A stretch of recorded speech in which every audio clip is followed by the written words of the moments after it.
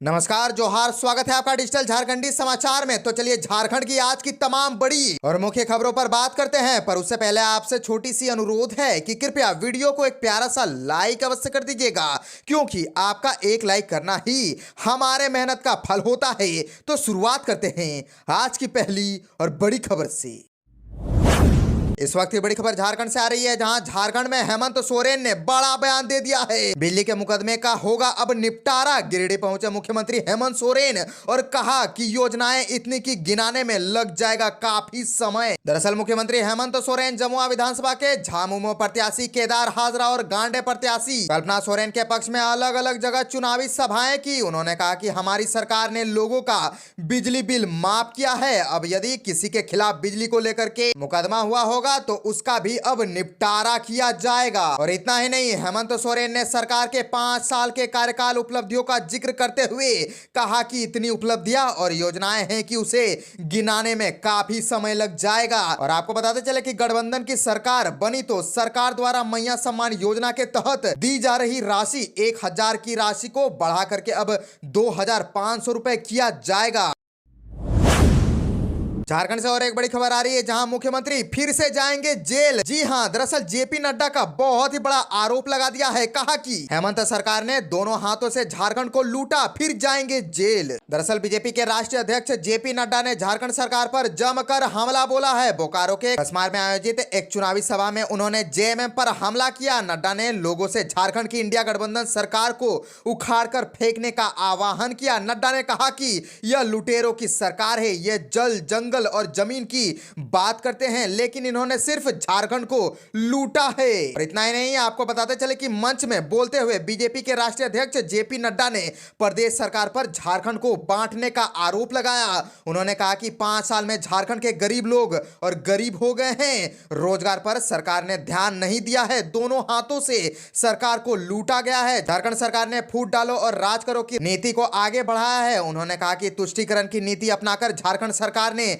प्रदेश को बांटने का काम किया है। और आपको बताते चले कि जेपी नड्डा ने कहा कि इंडिया गठबंधन के सारे नेता या तो जेल पर हैं या बेल पर हैं। सीएम हेमंत सोरेन भी बेल पर हैं। उन्होंने आरोप लगाया कि सीएम हेमंत सोरेन ने 5000 करोड़ का खाद्यान्न घोटाला किया है। जमीन घोटाले के मामले पर वो बेल पर हैं, उन्हें फिर जेल जाना पड़ सकता है। मंच से आलमगीर आलम की चर्चा करते हुए नड्डा ने कहा कि इन्हें पीए के घर से 14 करोड़ निकल रहे हैं। सोचिए, हेमंत सोरेन के मंत्रियों ने कितना लूटा है। सिर्फ हेमंत नहीं, इनका पूरा कुनबा भ्रष्टाचारी है।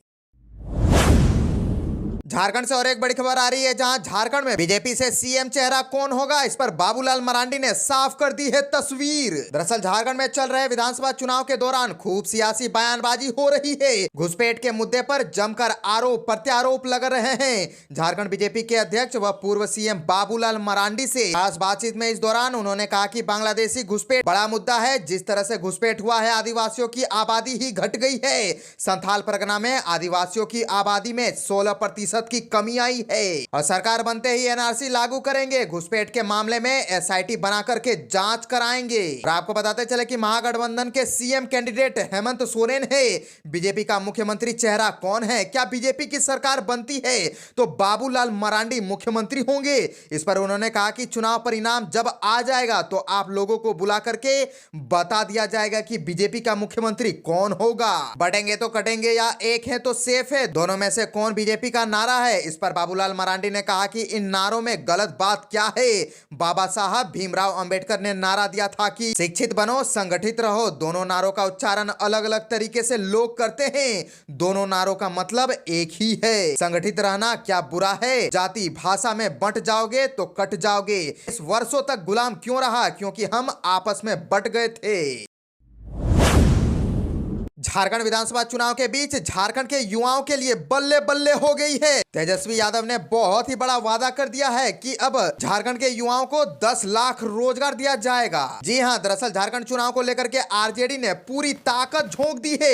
नेता प्रतिपक्ष तेजस्वी यादव लगातार झारखंड में चुनावी दौरा कर रहे हैं। वहीं तेजस्वी यादव ने झारखंड चुनाव को लेकर के बड़ा बयान दे दिया है कि महागठबंधन की सरकार फिर से बनने जा रही है। जनता के हित के लिए झारखंड सरकार ने पिछले 5 सालों में काफी काम किए हैं, इसलिए जनता हम लोगों के साथ है। सरकारी योजनाओं का लाभ जनता को मिला है। और आगे उन्होंने कहा कि झारखंड में 10 लाख रोजगार का वादा किए हैं, पूरा करेंगे। 7 गारंटी की बात हम लोगों ने जनता से झारखंड में की है। सरकार बनते ही वादा को पूरा करेंगे। हम लोग जो वादा करते हैं उसको पूरा करते हैं, सिर्फ बातें बीजेपी की तरह नहीं करते हैं। और बीजेपी जोर शोर से बांग्लादेशी घुसपैठ का मुद्दा दूसरे चरण में उठा रही है। इस पर तेजस्वी यादव ने कहा कि यह झूठ मूठ का मुद्दा है, यह कोई मुद्दा ही नहीं है। जनता का मुद्दा पढ़ाई, दवाई, कमाई, महंगाई और गरीबी और बेरोजगारी है। झारखंड से और एक ब्रेकिंग न्यूज आ गई है कि पाकुड़ के आशु प्रत्याशी अजहर पर बम से हुआ हमला, गाड़ियां क्षतिग्रस्त, मौके पर पहुंचे अधिकारी। दरअसल पाकुड़ विधानसभा सीट से आशु प्रत्याशी अजहर इस्लाम के ऊपर अपराधियों ने बम से हमला कर दिया। उनकी गाड़ी क्षतिग्रस्त हो गई, हालांकि वो बाल बाल बच गए। घटना की सूचना मिलने पर एसडीपीओ नितिन खंडेलवाल के साथ साथ आसपास के कई थाना क्षेत्रों की पुलिस पहुंची और जांच में जुट गई। और आपको बता दें कि अजहर इस्लाम बड़हरवा से जनसंपर्क कर वापस लौट रहे थे, तभी यह घटना हुई। और आपको बता दें कि उनकी ओर से एक वीडियो भी जारी किया गया है जिसमें वाहन पर बम चलने के निशान हैं। उन्होंने कहा है कि प्रतिद्वंदी हार के डर से बौखला गए हैं, उन पर दूसरी बार जानलेवा हमला कराया गया है। और ये भी कहा कि क्या यह बंगाल है? मैं पूछता हूं कि हेमंत सरकार व यहाँ के प्रशासन से कि यह कहां से उचित है और इसका खामियाजा विपक्ष को हार से मिलेगा। जीवन में पहली बार चुनावी मैदान में आया तो विपक्ष जान लेने पर उतारू हो गया। अगर ताकत है लोकतंत्र के तरीके से लड़ो। मिली सूचना के मुताबिक किसी भी तरह ही अनहोनी की आशंका को देखते हुए वह सीधे कोटाल पोखर स्थित भाजपा कार्यालय पहुंचे और राहत की सांस ली। इसके बाद तुरंत पाकुड़ एसपी को मोबाइल फोन से घटना की सूचना दी। तो अब बात कर लेते हैं झारखंड के मौसम की। तो झारखंड में अगले 4 दिनों में तेजी से बदलेगा मौसम। पश्चिम की ओर से आ रही है हवा और ये हवा बढ़ा रही है ठंड। 7 दिन में 60 डिग्री तक गिरा तापमान। दरअसल झारखंड में लगातार न्यूनतम तापमान में गिरावट आ रही है। पश्चिम दिशा की ओर से लगातार आ रही ठंड हवा ने वातावरण में बदलाव ला दिया है। इसी वजह से ठंड में वृद्धि हो रही है। आने वाले अगले 4 दिनों के दौरान न्यूनतम और अधिकतम दोनों तापमान में 1 से 2 डिग्री की और गिरावट हो सकती है।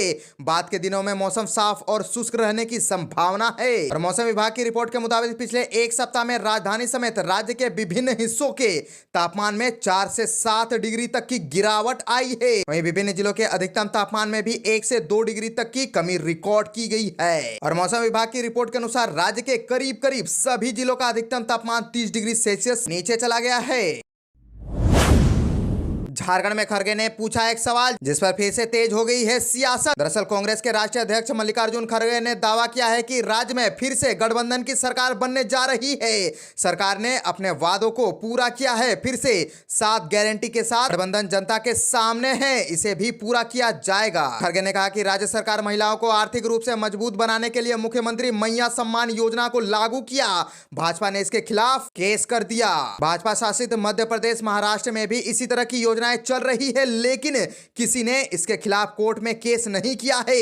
झारखंड की मैया सम्मान योजना के खिलाफ कोर्ट जाना महिलाओं और गरीबों का अपमान है। खड़गे ने पीएम नरेंद्र मोदी पर हमला बोला है। कहा कि पीएम मोदी लगातार झूठ बोलकर लोगों को गुमराह कर रहे हैं। उन्होंने रोजगार, महंगाई और किसानों को लेकर के किए वादे को अब तक पूरा नहीं किया है। सिर्फ गांधी परिवार को कोसते रहते हैं, कांग्रेस पार्टी को बदनाम करते रहते हैं, लेकिन कांग्रेस पार्टी प्रधानमंत्री पद की सम्मान करती है। राज्य में घुसपैठ के सवाल पर खड़गे ने कहा कि घुसपैठ किसी सीमा से ही होगी, कोई आसमान से नहीं टपकेगा। सीमा की सुरक्षा का जिम्मा केंद्र सरकार के पास है। गृह मंत्री और रक्षा मंत्री के अंतर्गत मामला आता है।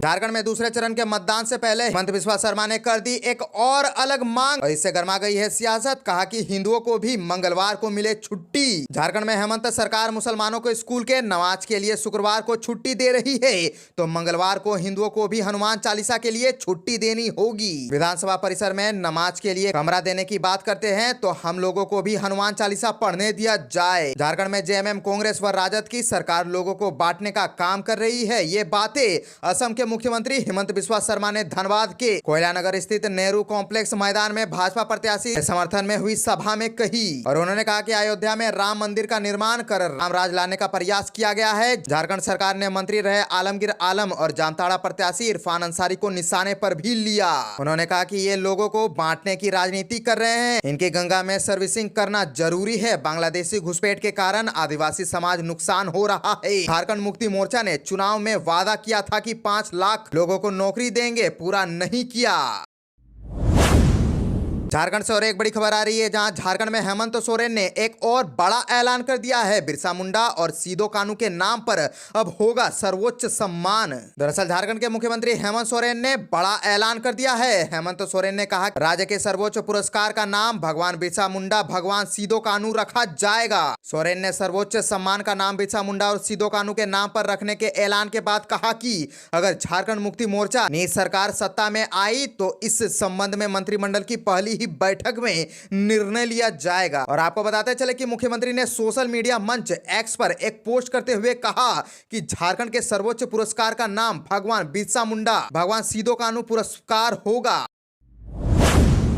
बाघमारा भाजपा प्रत्याशी की बड़ी मुश्किलें, कार्यकर्ताओं ने किया निर्दलीय प्रत्याशी को वोट देने का बहुत ही बड़ा ऐलान। दरअसल झारखंड विधानसभा चुनाव के लिए सत्तारूढ़ और विपक्षी पार्टियां लगातार चुनावी रैलियां कर रही हैं, जिसमें दोनों ओर से आरोप प्रत्यारोप जारी है। विपक्ष के द्वारा भाजपा पर परिवारवाद का आरोप लगाया गया है। इधर भाजपा के कुछ कार्यकर्ता भी अपनी ही पार्टी पर परिवारवाद के तहत टिकट देने का आरोप लगाया है। बाघमारा से भाजपा प्रत्याशी शत्रुघ्न महतो से कार्यकर्ता नाराज है और नाराज भाजपा कार्यकर्ताओं ने पार्टी प्रत्याशियों के खिलाफ ऐलान कर दिया है और लोगों से उन्हें वोट न देने की अपील भी कर रहे हैं। भाजपा कार्यकर्ताओं की नाराजगी से बाघमारा भाजपा प्रत्याशी शत्रुघ्न महतो की मुश्किलें बढ़ने वाली है। भाजपा के कई मंडल अध्यक्षों ने प्रेस वार्ता कर इसकी जानकारी दी।